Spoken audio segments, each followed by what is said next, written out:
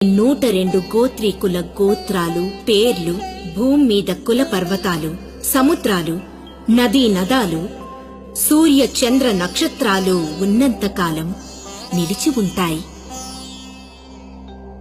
పురాణ ఇతిహాస పుటలలో సువర్ణాక్షర లిఖితమై వెలుగొంది అజరామరంగా నిలుస్తాయి. నా ఈ అగ్ని ప్రవేశం యుద్ధానికి భయపడో, సార్వభౌముడికి భయపడో కాదు, అహింసా పరమో ధర్మః అన్న సత్యాన్ని రుజువు చేయడానికి నా ఈ అగ్ని ప్రవేశం. అకారణ రణాన్ని నివారించి అమాయకులు, పసిపిల్లలు, అబలలు బలి కాకుండా కాపాడడానికే నా ఈ అగ్ని ప్రవేశం. సార్వభౌముడిలోని అహంకారాన్ని రూపుమాపడానికే నా ఈ అగ్ని ప్రవేశం.